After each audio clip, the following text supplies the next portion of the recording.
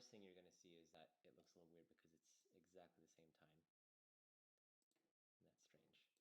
So we're going to offset all the animation on this one by 12 frames. That's half of the cycle. And now there's still a strangeness because of the way that this is rotated. And to fix that, we're going to have to flip the curves. And the curves that we flip are those same ones, the horizontal group. So I can say times equals -1, and that should invert the curves like so, giving us this sort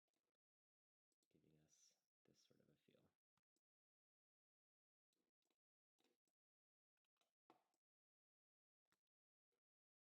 And now I'm going to leave the lower body and move up to the upper body and get that worked out.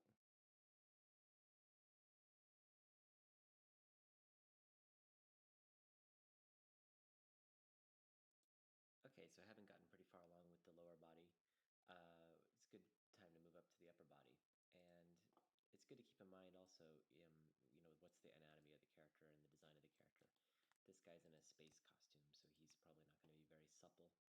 But what we want to try to do is counter whatever's going on in the hips for the locomotion in the upper part of the body. So I'm just going to rotate here slightly the chest, so that when the right hip is forward, the left shoulder is going to be forward, but that's not coming from the arm, it's coming more from what's going on inside the spine.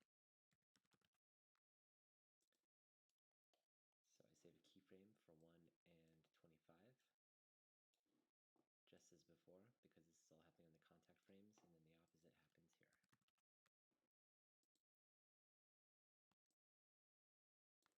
Same thing happens, getting some opposition in the Z rotation of the hips and trying to get an opposite type of feeling happening there.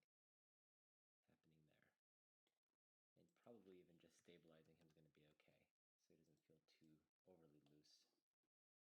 But again, that depends a lot on what the style of the character is. So taking a look here in the graph editor, same type of thing, copy and paste this keyframe here and send it off onto frame 31. Now we can grab all these curves and we can cycle them. I've lost my cycle windows, so I'm going to have to open them up again.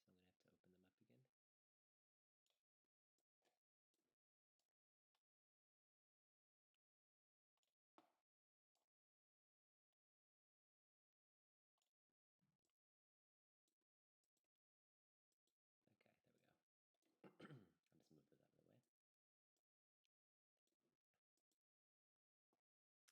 And he feels a little bit too big in the Z rotation. So I'm just going to come back on that a little bit.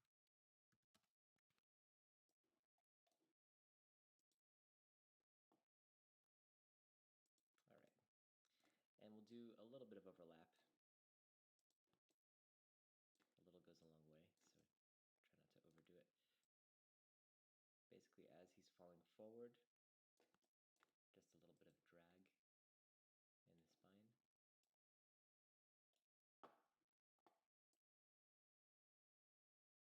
As he's coming backwards, pull forward like so. And if you want an easy way to find out how to make that cycle complete, one way to do it, I'm just going to remember that this is at frame 10. Bring this all back here to frame 1.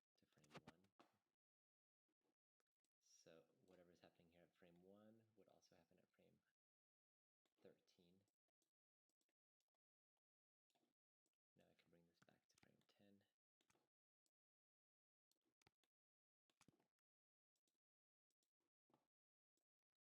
It's always good to check just by checking that frames 1 and 25 are the same, so when you go back and forth between 1 and 25, there should be no change happening on screen. So there's a little bit of overlap. And now it's probably a good time to just change that to 24, just so you can see how it feels without playing 25, which is the same frame as frame 1, so you're not going to see the same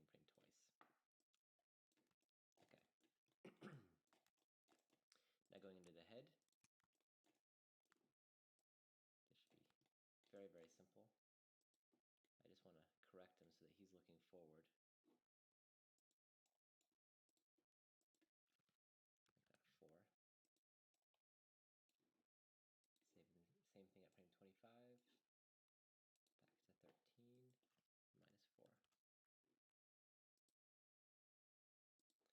And I'm probably not going to do too much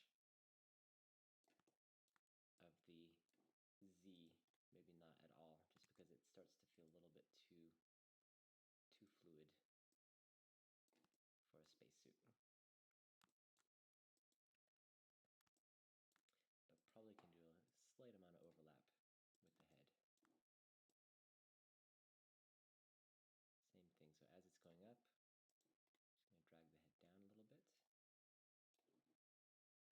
Whatever's going on at frame 11 will also be at frame 23, pretty sure. And then as he's dropping down there, a little bit of drag on the head.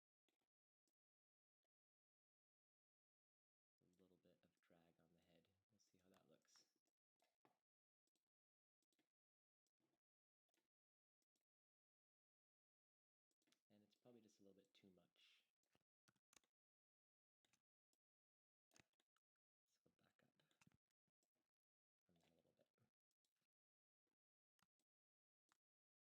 Let's go back up on that a little bit. Okay, so that's the spine. The last thing to do here, before we've gone through everything, is a little bit of work on the arms. And just like the feet, it's not necessary to do both. We'll just do one and then we can copy and paste. And I'm just going to accentuate the movement that's already working there. Find the forward and back. There it is. And just go a little bit further with the opposite. So if that foot is forward, this arm's going to be forward at the contact frame.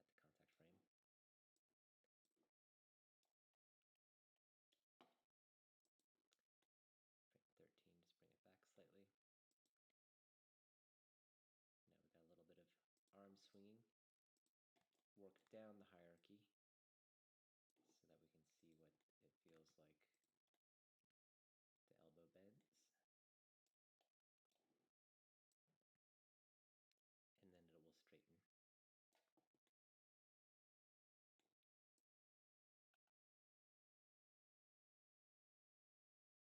It'll stay straight.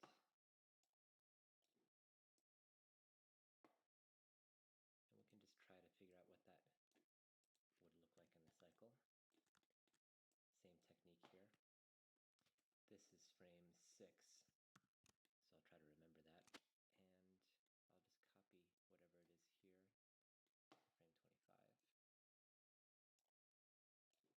And then I can move this back to frame 6,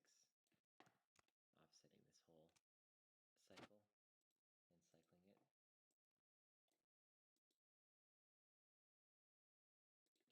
Giving us that feeling of drag.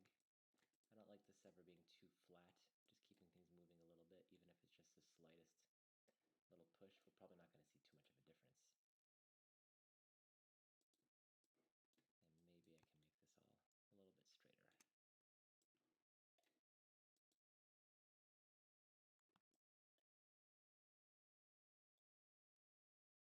Okay, and I can finally go into the wrist. And work a little bit on the overlap here. So as he's moving forward, a little bit after he started moving forward, give a slight amount of drag to the wrist.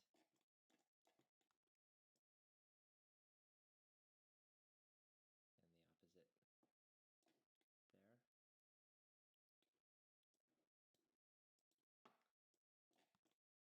So that's frame 9, and I'm going to try to remember that as I bring all this back to frame 1. Copy and paste.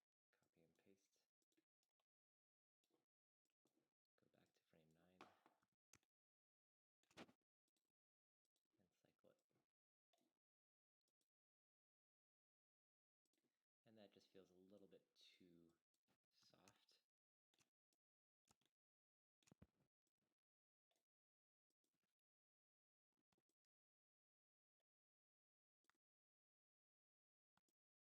All right, so the easiest thing here to do is to copy and paste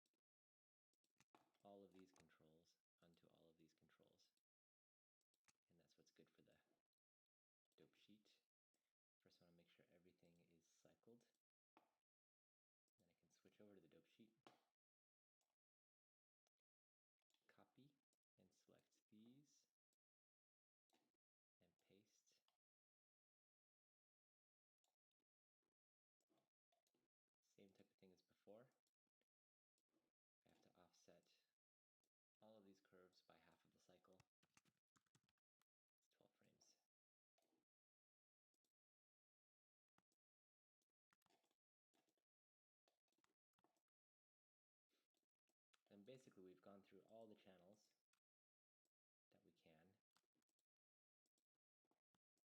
And I often think of it as like a rock band going into the studio and each band member is laying down the tracks, the bass, the guitar.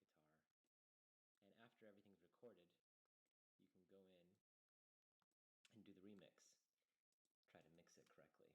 And the mix is going to happen on all the different channels here that we see in the graph editor. And that'll probably take about as much time to do as this took. But that's the basic idea of how to get a walk cycle working.